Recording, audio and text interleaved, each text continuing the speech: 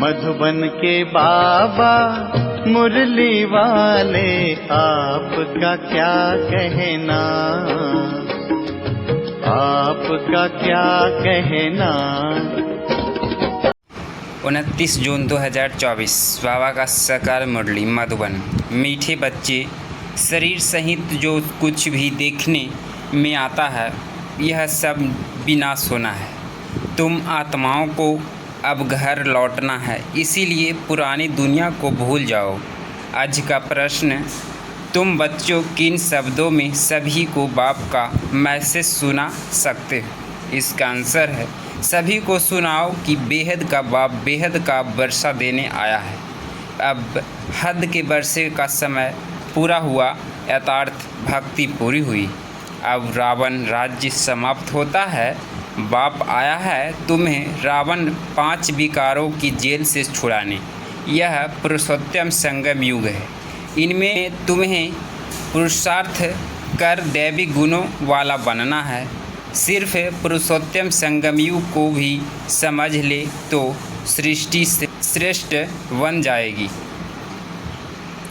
ओम शांति। अब रूहानी बच्चे क्या कर रहे हैं?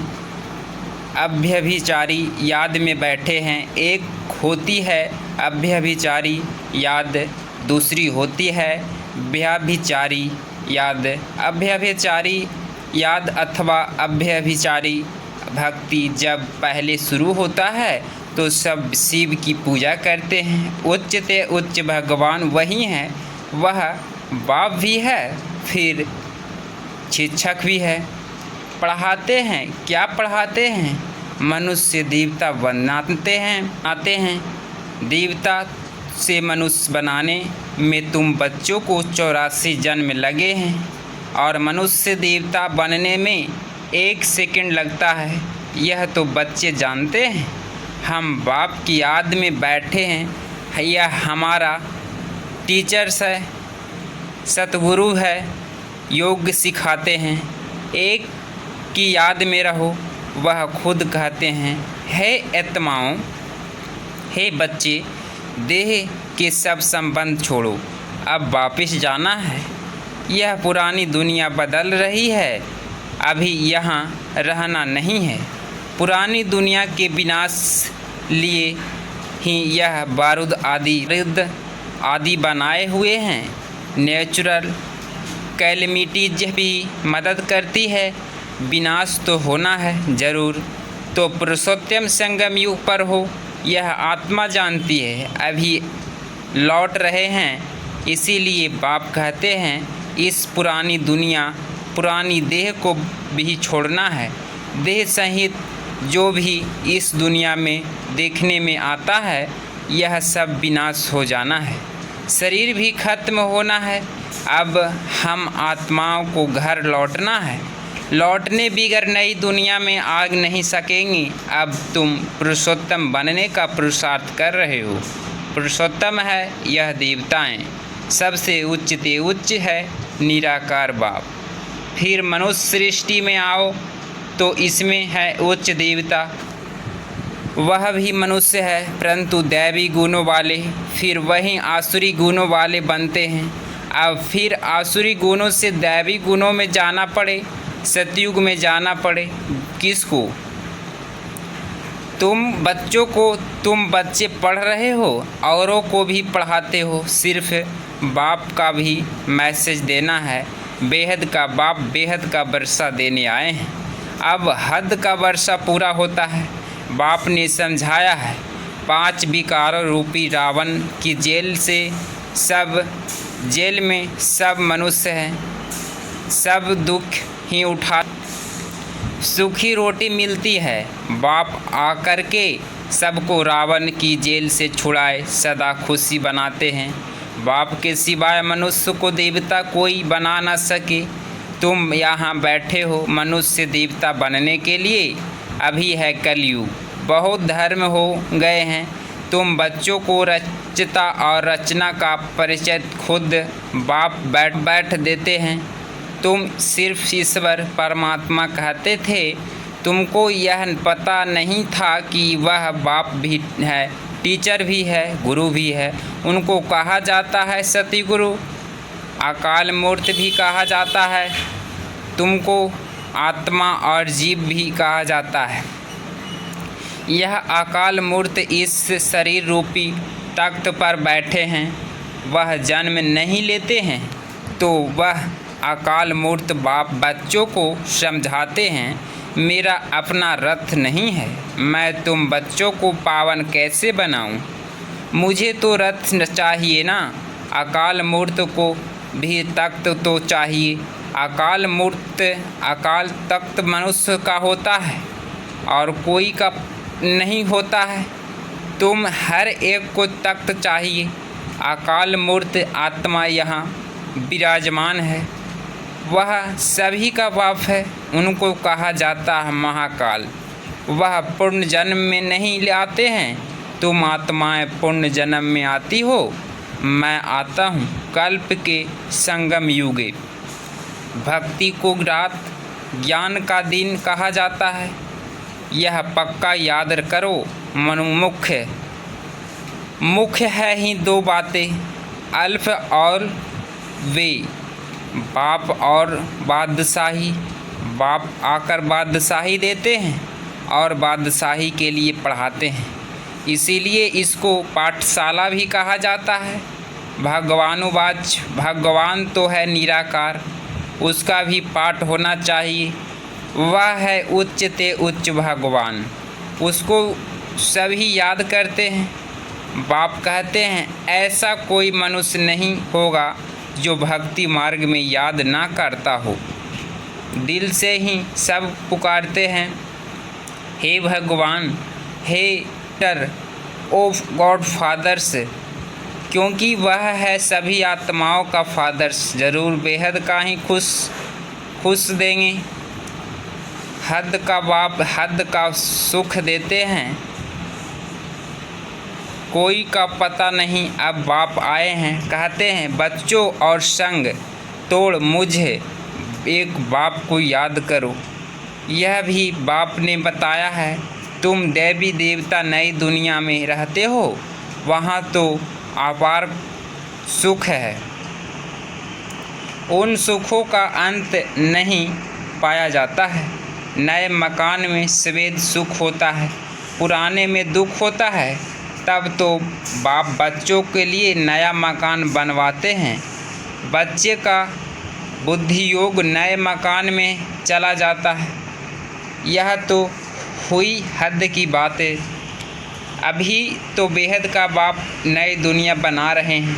पुरानी दुनिया में जो कुछ देखते हो वो कब्रिस्तान होना है। अभी पाकिस्तान स्थापना हो रहा है। तुम संगम युग पर हो, कलयुग की तरफ भी देख सकते हो, सतयुग की तरफ भी देख सकते हो। तुम संगम युग पर साक्षी हो, देखते हो।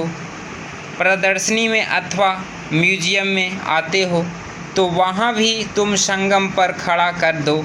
इस तरफ है कलयुग, उस तरफ है सतयुग, हम बीच में हैं। बाप नई दुनिया स्थापना करते हैं। यहाँ पर बहुत थोड़े मनुष्य होते हैं और कोई भी धर्म वाला नहीं आता है। सिर्फ तुम भी पहले पहले आते हो। अभी तुम स्वर्ग में जाने का पुरुषार्थ कर रहे हो। पावन बनने के लिए ही तुम मुझे पुकारा है कि हे बाबा, हमको पावन बनाकर पावन दुनिया में ले चलो। ऐसा नहीं कहते हैं शांति धाम में ले चलो। परम धाम को कहा जाता है स्वीट होम। अभी तुमको घर जाना है। किसको मुक्ति धाम कहा जाता है, किसको लिए ही सन्यासी आदि शिक्षा देते हैं। वह सुख धाम का ज्ञान दे नहीं सकते, वह है निवृत्ति मार्ग वाले। तुम बच्चों को समझाया जाता है कौन कौन धर्म कब कब आते हैं। मनुष्य सृष्टि रूपी झाड़ में पहले पहले फाउंडेशन तुम्हारा है। बीज को कहा जाता है वृक्षपति। बाप कहते हैं मैं वृक्षपति ऊपर में विनाश करता हूँ। जब झाड़ एकदम जड़ीभूत हो जाता है तब मैं आता हूँ देवता धर्म स्थापना करने। बनेन ट्री का बड़ा वंडरफुल झाड़ है, बिगर फाउंडेशन बाकी सारा झाड़ खड़ा है। इस बेहद का झाड़ में भी अभी आदि देवता सनातन देवी देवता धर्म है नहीं, बाकी सब धर्म खड़े हैं। तुम मूल वतन निवासी थे, अभी यहाँ पाट बजाने आए हो। तुम बच्चे ऑलराउंडर पाट बजाने वाले हो, इसीलिए 84 जन्म मैक्सिमम, फिर मिनिमम 1 जन्म। मनुष्य फिर कह देते 84 लाख जन्म, वह भी किसके होंगे यह भी समझ नहीं सकते। बाप आकर तुम बच्चों को समझाते हैं 84 जन्म तुम लेते हो, पहले पहले मेरे से तुम बिछड़ते हो। सतयुग देवताओं की पहले होते हैं, जब अब वह आत्माएँ यहाँ पाट बजाती है तो बाकी सब आत्माएँ यहाँ चली जाती है। कहाँ चली जाती है यह भी तुम जानते हो। बाकी सब आत्माएँ शांति धाम में होती है, तो शांति धाम अलग हुआ ना, बाकी दुनिया तो यही है। पाट यहाँ बजाते हैं नई दुनिया में सुख का पाट, पुरानी दुनिया में दुख का पाट बजाना पड़ता है। दुख और सुख का यह खेल है, वह है राम राज्य। दुनिया में कोई भी मनुष्य यहाँ नहीं जानते कि सृष्टि का चक्र कैसे फिरता है। न रचयिता को न रचना के आदि मध्य अंत को जानते हैं। ज्ञान का सागर एक ही बाप को कहा जाता है। रचयिता और रचना के आदि मध्य अंत का ज्ञान कोई शास्त्र में नहीं है। मैं तुमको सुनाता हूँ, फिर प्राय लोप हो जाता हूँ। सतयुग में यह रहता है नहीं, भारत का ही प्राचीन सहज राजयोग का गया हुआ है। गीता में भी राजयोग नाम आता है। बाप तुम्हें राजयोग सिखलाकर रजाई का वर्षा देते हैं, बाकी रचना से वर्षा मिल ना सके। वर्षा मिलता ही है रचना, रचता बाप से। हर एक मनुष्य क्रिएटर है, बच्चों को रचते हैं। वह है हद का ब्रह्मा, वह है बेहद का ब्रह्मा, वह है निराकार आत्माएं के पिता, वह लौकिक पिता पति प्रजापिता कब होना चाहिए? क्या सतयुग में? नहीं, पुरुषोत्तम संगम युग पर होना चाहिए। मनुष्य को यह भी पता नहीं है कि सतयुग कब होता है। उन्होंने तो सतयुग कलयुग आदि को लाखों वर्ष दे दिए हैं। बाप समझाते हैं 1250 वर्ष का एक युग होता है। 84 जन्मों का भी हिसाब चाहिए ना, सीढ़ी का भी हिसाब चाहिए ना। हम कैसे उतरते हैं, पहले पहले फाउंडेशन में हैं देवी देवता, उसके फिर आते हैं इस्लामीवादी। बाप ने जहाड़ का राज भी बताया है। बाप के सिवाय तो कोई सिखला ना सके। तुमको कहेंगे यह चित्र आदि कैसे बनने सिखाया? बोलो, बाबा ने हमें ध्यान में सिखाया है, फिर हम यहाँ बनाते हैं, फिर उनको बाप ही इस रथ में आकर कलेक्ट करते हैं कि ऐसे ऐसे बनाओ, खुद ही कलेक्ट करते हैं। श्री कृष्ण को श्याम सुंदर कहते हैं, परंतु मनुष्य तो समझ नहीं सकते कि क्यों कहा जाता है। यह बैकुंठ का मालिक था तो गोरा था, फिर कावड़े का छोड़ा सावरा बना, इसीलिए उनको भी श्याम सुंदर कहते हैं। यहीं पहले आते हैं तत्यम। इन लक्ष्मी नारायण की रजाई चलती है। आदि सनातन देवी देवता धर्म की स्थापना कौन करते हैं यह भी किसको पता नहीं है।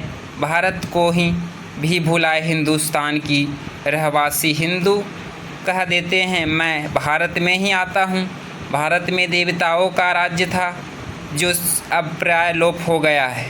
मैं आता हूँ फिर से स्थापना करने। पहले पहले है ही आदि सनातन देवी देवता धर्म। यह झाड़ वृद्धि को पाता रहता है। नए नए पत्ते मठ पंथ पिछाड़ी में आते हैं तो उनकी भी शोभा हो जाती है। फिर अंत में जब सारा झाड़ जड़ जड़ीभूत अवस्था को पाता है, तब फिर मैं आता हूँ। यदा यदा ही आत्मा अपने को ही नहीं जानती तो बाप को ही नहीं जानती, बाप को भी नहीं जानती। अपने को भी गाली देते, बाप को और देवताओं को भी गाली देते रहते हैं। तमो प्रधान बेसमझ बन जाते हैं। तब मैं आता हूँ। पति दुनिया में ही आना पड़े, जिये दान देते हैं अथवा मनुष्य से देवता बनाते हो, सब दुखों से दूर कर लेते हो। सो भी आधा कल्प के लिए गायन भी है ना। वंदे मातरम कौन सी माताएं जिनकी वंदना करते हैं तुम माताएं हो, सारे सृष्टि को वही सिर बनाती हो। भल पुरुष भी कहते हैं, लेकिन मेजॉरिटी माताओं को, इसीलिए बाप माताओं को महिमा करते हैं। बाप आकर तुमको इतनी महिमा लायक बनाते हैं। अच्छा, मीठे मीठे से खिलधे बच्चों प्रति माता पिता बाप दादा को याद प्यार और गुड मॉर्निंग। रूहानी बाप की रूहानी बच्चों को नमस्ते। रूहानी बाप की रूहानी बच्चों को नमस्ते। धारणा के लिए मुख्य सार पॉइंट नंबर 5, पार सुखों की दुनिया में चलने के लिए संगम पर खड़ा होना है। साक्षी हो सब कुछ देखते हुए बुद्धि योग नई दुनिया में लगाना है। बुद्धि में रहे अभी हम वापस घर लौट रहे हैं। पॉइंट नंबर 2, सभी को जिया दान देना है। मनुष्य देवता बनने की सेवा करनी है। बेहद के बाप से पढ़कर दूसरों को पढ़ाना है। दैवी गुण धारण करने और कराने हैं। आज का वरदान, सदा श्रेष्ठ समय प्रमाण श्रेष्ठ कर्म करते वाह वाह के गीत गाने वाले भगवान आत्मा भव। सदा सेवा समय संप्रमाण श्रेष्ठ कर्म करे गाने वाले भगवान आत्मा भव। इसका स्पष्टीकरण किया गया। इस श्रेष्ठ समय पर सदा श्रेष्ठ कर्म करते वाह वाह के गीत मन से गाते रहो। वाह मेरा श्रेष्ठ कर्म, वाह मेरा कर्म सिखलाने वाले बाबा। तो सदा वाह वाह के गीत गाओ। कभी गलती से भी दुख का नाराज देखते भी हाय शब्द नहीं निकालना चाहिए। वाह ड्रामा वाह तो वाह बाबा, वाह तो संपूर्ण में भी नहीं था। वह भाग घर बैठे मिल गया। इसी समय के नशे में रहो। आज का स्लोगन, मन बुद्धि को शक्तिशाली बना दो तो कोई भी हलचल में अचल अडोल रहेगा। मन बुद्धि को शक्तिशाली बना दो तो कोई भी हलचल में अचल अडोल रहेगा। ओम शांति।